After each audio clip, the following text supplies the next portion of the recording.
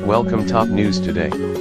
More than 120 countries defied President Donald Trump on Thursday and voted in favor of a United Nations General Assembly resolution calling for the United States to drop its recent recognition of Jerusalem as Israel's capital.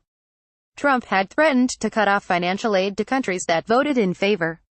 A total of 128 countries backed the resolution, which is non-binding, 9 voted against and 35 abstained. 21 countries did not cast a vote.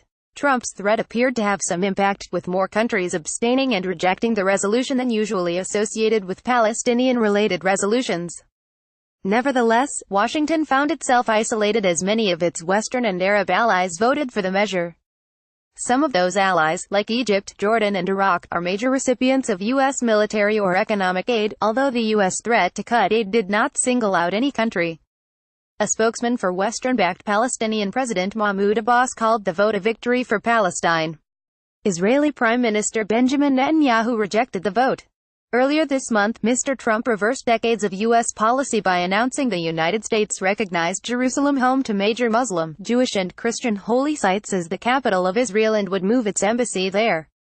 The United States will remember this day in which it was singled out for attack in the General Assembly for the very act of exercising our right as a sovereign nation, U.S. Ambassador to the United Nations Nikki Haley told the 193-member General Assembly ahead of Thursday's vote.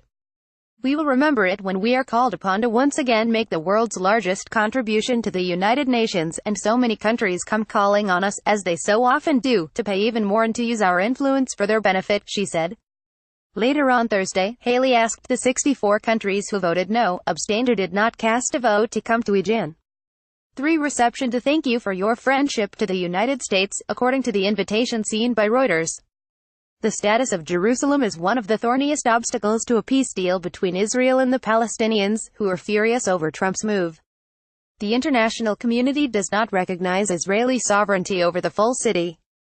French UN Ambassador François Delattre said in a statement the resolution adopted today only confirms relevant international law provisions on Jerusalem.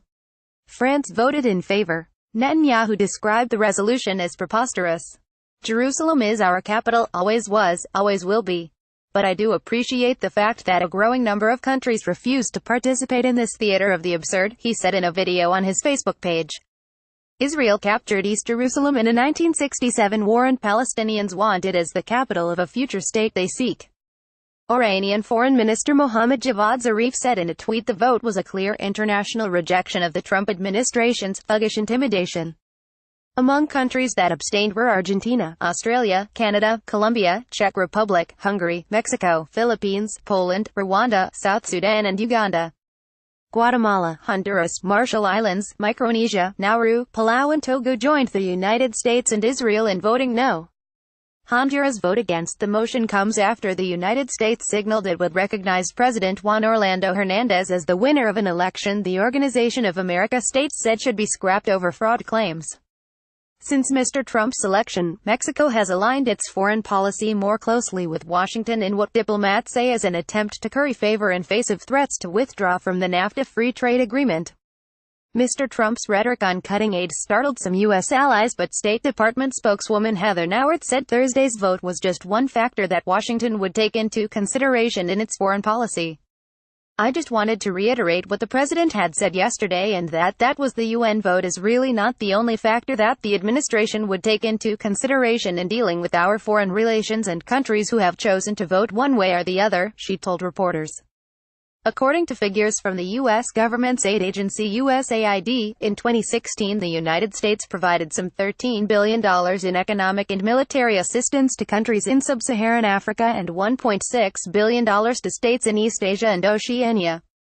It provided some $13 billion to countries in the Middle East and North Africa, $6.7 billion to countries in South and Central Asia, $1.5 billion to states in Europe and Eurasia and $2.2 billion to Western Hemisphere countries, according to USAID. The General Assembly vote was called at the request of Arab and Muslim countries after the United States vetoed the same resolution on Monday in the 15-member UN Security Council. The remaining 14 Security Council members voted in favor of the Egyptian-drafted resolution, which did not specifically mention the United States or Trump, but which expressed deep regret at recent decisions concerning the status of Jerusalem. Thursday's resolution affirms that any decisions and actions which purport to have altered the character, status or demographic composition of the Holy City of Jerusalem have no legal effect, are null and void and must be rescinded. The UN action comes a year after the Security Council adopted a resolution demanding an end to Israeli settlements. That was approved with 14 votes in favor and an abstention by former U.S. President Barack Obama's administration, which defied heavy pressure from a longtime ally Israel and Trump, who was then president-elect, for Washington to wield its veto.